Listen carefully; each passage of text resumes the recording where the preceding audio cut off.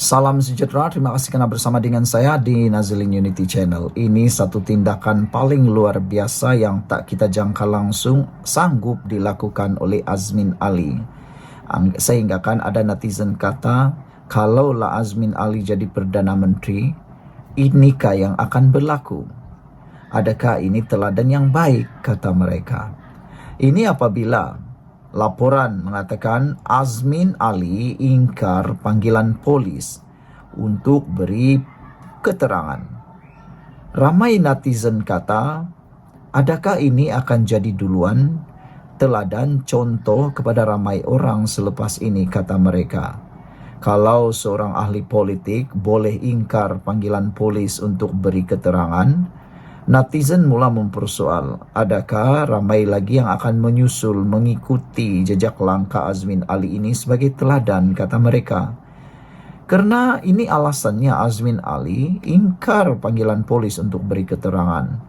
Saya sebelum ini belum pernah dengar ahli politik maupun orang-orang VIP yang berani ingkar panggilan polis untuk beri keterangan. Tapi ini kali pertama saya tahu seorang ahli politik, pemimpin negara, pemimpin yang pernah menjadi orang besar negara, mengingkar panggilan polis. Jadi kalau selepas ini ada panggilan polis terhadap ahli Dewan Undangan Negeri kah, ahli parlimen kah, orang-orang VIP kah, atau siapapun, tauke-tauke kah, atau siapapun, adakah mereka akan menjadikan tindakan Azmin ini sebagai duluan atau satu ikutan baru?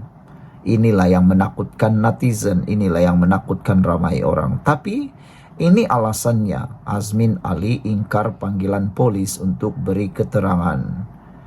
Kata beliau, setakat ini tidak akan ke balai polis. Itu kenyataan terkini Azmin Ali. Sewajarnya arahan tersebut digantung sehingga mahkamah selesai prosiding. Kita harus menghormati proses perundangan dalam negara kita, kata Azmin Ali pada sidang media di Ibu Pejabat PN di Kuala Lumpur hari ini. Azmin berkata demikian bagi menjawab soalan pemberita selepas memberitahu dia telah dipanggil polis mengikut Seksyen 111 Kanun Tata Cara Jenayah pada 7 Mei untuk direkodkan kenyataannya di Ibu Pejabat Polis Daerah Shah Alam esok. Meskipun dipanggil polis untuk memberi kenyataan, namun Ketua Pembangkang Selangor Muhammad Azmin Ali menegaskan dia enggan hadir ke balai polis. Sehingga ramai netizen mula tertanya-tanya, adakah Azmin akan menerima waran tangkap? Adakah Azmin akan diheret dengan waran tangkap untuk memberikan keterangan? Itu pun menjadi persoalan daripada netizen. Maklumlah ramai netizen ini yang tidak tahu undang-undang secara lebih mendalam. Sebaliknya, Azmin Ali, pemimpin PN ini, mencabar tindakan polis memanggilnya untuk memberi keterangan mengenai ucapan yang dibuatnya ketika sidang Dewan Undangan Negeri Selangor pada Mac. Azmin Ali mendakwa tindakan pihak berkuasa itu cubaan untuk menakut-nakutkan dirinya dan melanggar undang-undang, terutamanya perkara 72 Perlembagaan Persekutuan yang memberikan adun kekebalan daripada prosiding sivil dan jenayah terhadap perkara yang dibahaskan dan dibuat di dalam sidang Dewan Undangan Negeri. Susulan itu, saya sudah mengarahkan peguam untuk memfailkan permohonan di Mahkamah Tinggi Shah Alam untuk semakan kehakiman bagi menyemak tindakan dan keputusan pihak polis mengeluarkan notis berkenaan. Saya juga menghantar surat kepada pihak polis supaya dapat tangguhkan atau gantung tindakan memanggil saya bagi memberi keterangan berkaitan isu itu kerana prosiding mahkamah masih belum selesai. Bagi menghormati proses undang-undang, mereka polis sewajarnya menggantung sebarang arahan kerana ia jelas melanggar peruntukan sedia ada, katanya pada sidang media di Ibu Pejabat Perikatan Nasional di Kuala Lumpur hari ini. Bagaimanapun, Azmin berkata pihaknya tidak menerima sebarang maklum balas daripada polis berkaitan isu penangguhan itu. Sebelum ini, Azmin pada sidang Dewan Undangan Negeri Mac lalu dilaporkan meminta kerajaan negeri untuk menjelaskan Tindakan Perbadanan Kemajuan Negeri Selangor menjual hak pembangunan PJ Sentral yang dijangka memberi pulangan bernilai 1.04 bilion kepada Malaysian Resources Corporation Berhad MRCB pada nilai 270 juta. Sekian untuk kali ini. Jangan lupa tinggalkan komen anda. Tekan butang subscribe. Kita jumpa lagi. Salam sejahtera. Terima kasih kerana bersama dengan saya di Nazilin Unity Channel. Masih terkait dengan isu siasatan SPRM terhadap Menteri Besar Perlis. Kali ini, satu penafian dibuat. Ketua Bersatu Perlis menafikan lapor kepada SPRM. Kita lihat di sini, adakah ini ialah bibit perpecahan antara Parti Bersatu dan PAS di Perlis? Kalau ini benar-benar berlaku, ini menunjukkan satu perang saudara ataupun satu masalah dalaman sedang berlaku dalam Perikatan Nasional, khususnya untuk Parti Bersatu dan PAS yang ada di Perlis. Adakah ini adalah isyarat bahawa Perikatan Nasional kini lemah di Perlis dan bakal berpecah? Kalau itu berlaku, tiada yang mustahil. Tetapi hari ini, Ketua Bersatu Perlis menafikan lapor kepada SPRM. Ketua Bersatu Perlis Abu Bakar Hamzah menafikan dakwaan.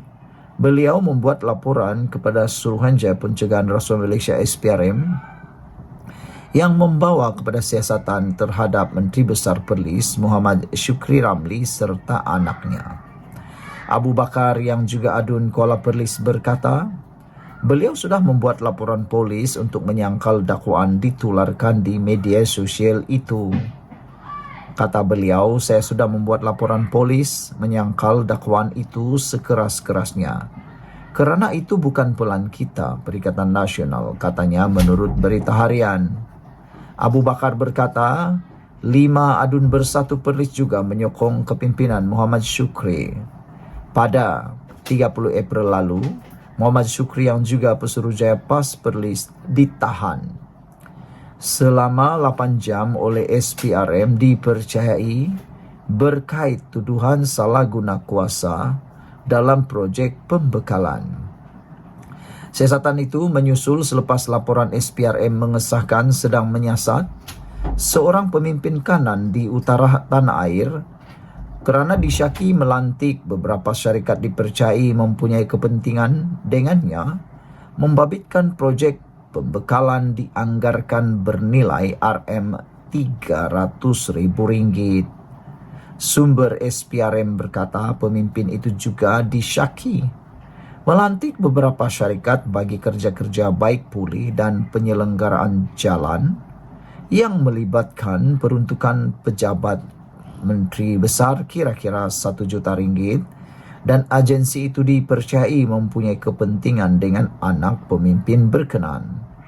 Sebelum itu, anak Syukri antara 5 individu yang telah direman SPRM bagi membantu siasatan pemalsuan dokumen tuntutan berjumlah RM600,000, semuanya sudah dibebaskan dengan jaminan.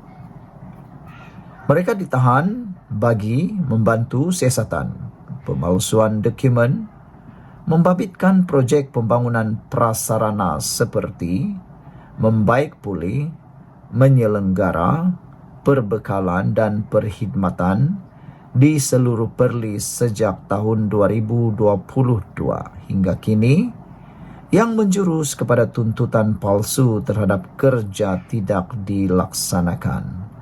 Jadi, penafian ini mengejutkan kita. Ketua Bersatu Perlis nafi lapor kepada SPRM. Sekian dulu untuk kali ini. Jangan lupa ikuti terus ulasan selepas ini. Salam sejahtera. Terima kasih kerana menonton channel Nazilin Unity. Saya bodoh. Mahathir pilih kuli.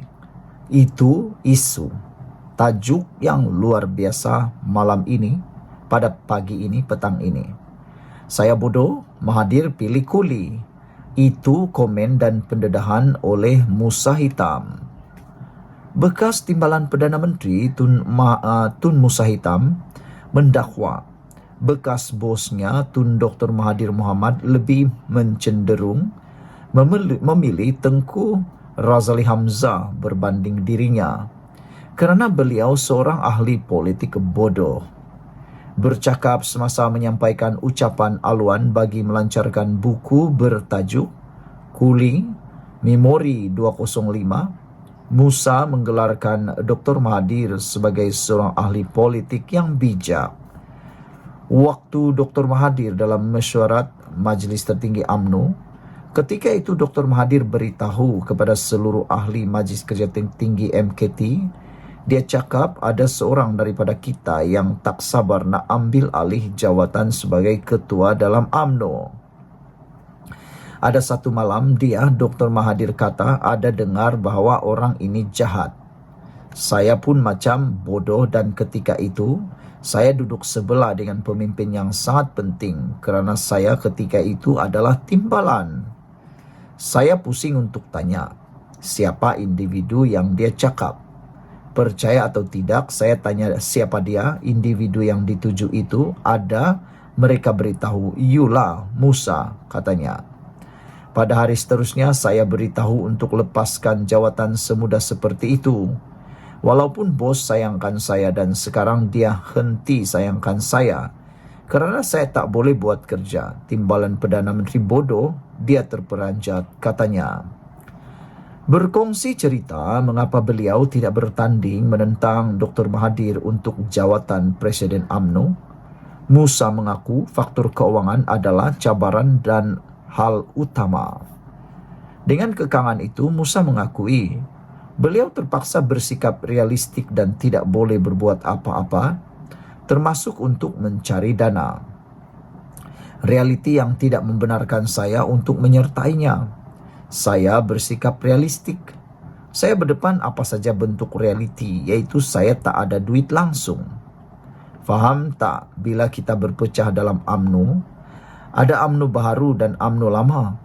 Kuli mengetuai tim B dan lepas itu tim B jadi semangat 46. Saya fikir saya pandai sangat dan Tun Abdullah Badawi dan Sahrir dan ada budak-budak kita bersama. Soal duit macam mana? Saya lihat kepada Sahrir. Seorang pun tak ada duit. Cuba juga untuk mendapatkan sumbangan tapi tak menjadi dan ia tak semudah itu. Ia adalah realiti. Berbalik kepada wang, saya sedar saya tak ada duit dan isu duit adalah cabaran terbesar dalam politik atau orang politik. Kerajaan dan parti politik kena hadapi, katanya. Dipetik daripada myKMU.net dengan tajuk Saya Bodoh, Mahathir Pilih Kuli. Ini satu pengakuan yang amat luar biasa yang tak pernah kita tahu. Apabila bekas timbalan Perdana Menteri Tun Musa Hitam mendakwa, bekas bosnya Tun Dr. Mahathir Mohamad lebih cenderung memilih Tengku Razali Hamzah berbanding dirinya kerana beliau seorang ahli politik bodoh.